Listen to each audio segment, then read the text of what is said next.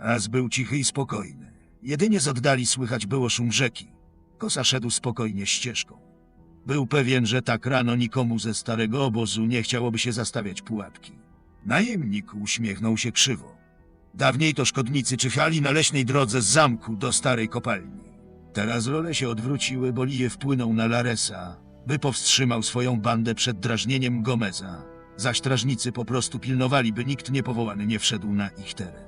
Tym razem widać im się nie chciało. Wciąż jednak byli strażnicy mostu. Zmagający się konflikt pomiędzy starym a nowym obozem sprawił, że dostali rozkaz zabijania każdego, kto jest ubrany na niebiesko. Co prawda obie strony starają się jakoś dogadać, by powrócić do poprzedniego stanu rzeczy, jednak nikt nie traci czujności. A wszystko przez pojedynek Gorna z Brabakiem. Kosa poszedł na skraj lasu i ukrył się za drzewem. Dyskretnie obserwował strażników. Było ich dwóch, czyli jak zwykle mógł ich zabić.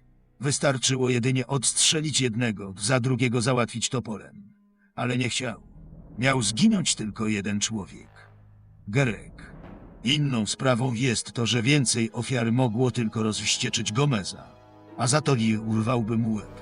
Dlatego Kosa wymyślił co innego, zaczął ostrożnie zdejmować swój pancerz. I tak oto w zwykłym ubraniu wrócił na drogę i poszedł w kierunku mostu. Strażnicy drgnęli niespokojnie. Widać, że byli niewyspani i czekali na zmianę warty. Kosa stanął przed nimi. Mogę przejść, A kim ty jesteś, Obdartusie? Wyglądasz jak kopacz. bo jestem kopaczem. Przychodzę ze starej kopalni. Jeden ze świrów z sekty chciałbym przekazał jego znajomemu w starym obozie specjalne bagienne ziele. I on cię puścił. Jeden ze strażników uniósł brwi w zaskoczeniu. Puścił. Pracowałem wydajnie. A ponadto sekciarz nieco zapłacił. Ale nie mówcie nikomu. Pokaż to ziele.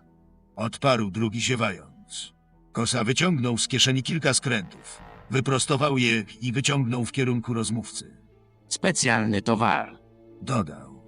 Stary, co ty na to byśmy trochę zapalili? Ale to dla innego nowicjusza. Jakiegoś Nylasa chyba. Nyrasa nie ma już w obozie. Powiedział drugi strażnik, zabierając skręty.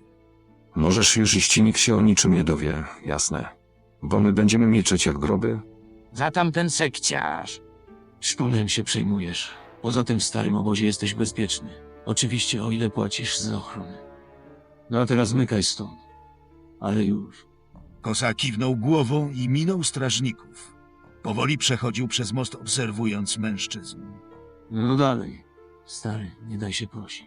Jak świry są na tyle głupie, by oddawać towar kopaczowi, to chyba ich problem. Nie. Najemnik przeszedł już na drugi brzeg, a wtedy obaj strażnicy palili już ziele. Tymczasem przy północnej bramie do starego obozu chyba następowała zmiana warty, bo nikogo tam nie było. Niewielki obóz przed nią również wydawał się pusty. Kosa obrócił się. Udało się. Strażnicy słaniali się na nogach, aż w końcu upadli i zasnęli. Chwilę później Kosa był już na drugim brzegu ze swoim sprzętem.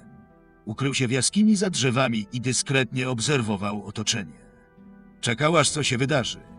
I wreszcie się wydarzyło. Z niewielkiego obozu przed bramą wyszedł kopacz, prawdopodobnie by się odlać. Szedł w stronę rzeki. Kosa dla pewności ukrył swoją zbroję oraz broń za kamieniem i czekał, aż kopacz skończy. Gdy mężczyzna już wracał, najemnik szepnął w jego stronę. Hej, kolego. Chcesz może zarobić? Zaskoczony kopacz zwrócił się w stronę jaskini. Kosa wyszedł za drzew. Dam ci 50 bryłek rudy, jeśli powiesz cieniowi Klinowi, by przyszedł tutaj wieczorem. Powiedział, wyciągając sakiewkę. Skąd pewność, że nie ucieknę z rudą? To niewielka kolonia. A ja zapamiętałem twoją twarz. Mało który kopacz wygląda tak inteligentnie. Jeśli Klin nie zjawi się tutaj wieczorem, po prostu cię zabije. A czemu sam tego nie zrobisz? Powiedzmy, że mam problemy z płaceniem strażnikom za ochronę. Zaciągnął spory dług, a stary znajomy mi w tym pomoże. To co zrobisz, to czy mam szukać kogoś innego? Jasne, że zrobię. Powiedział kopacz, zabierając mieszek. No, to powodzenia. Wiedział, że trochę przepłacił za tą drobną usługę, ale chciał, by kopacz na pewno zrobił, co mu każe. Wystarczyło tylko czekać. Nareszcie nastał wieczór. Najemnik potwornie się nudził, ale wiedział, że inaczej nie można. Założył zbroję. topór i przewiesił łuk przez plecy. Coś poruszyło się w ciemności, chwilę później weszło do jaskini. Ubrany w czerwień czarnowłosy mężczyzna dzierżący pałkę z kolcami. Schowaj to, Clint, zanim się pokaleczysz. Och, kosa, to ty mnie tutaj ściągnąłeś. Co mogę zatem dla ciebie zrobić? Słuchaj, mam do pogadania z Gerekiem, ale wiem od Aidana, że nie pilnuje już terytorium orków. Gdzie zatem jest? Gerek. Tak, ten. Syknął Gosa.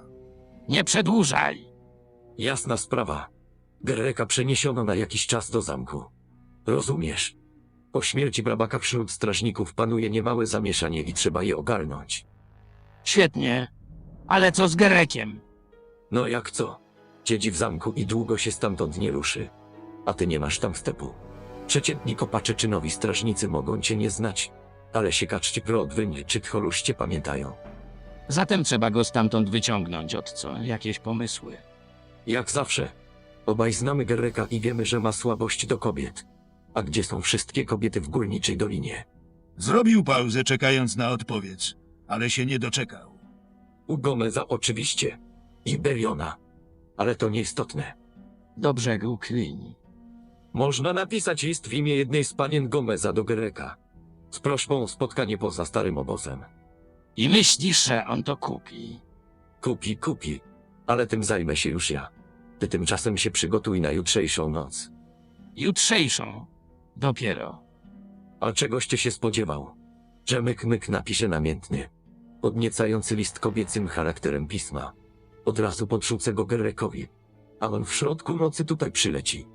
Ten plan ma poważne dziury. Po pierwsze, jak kobieta miałaby niepostrzeżenie wydostać się z zamku.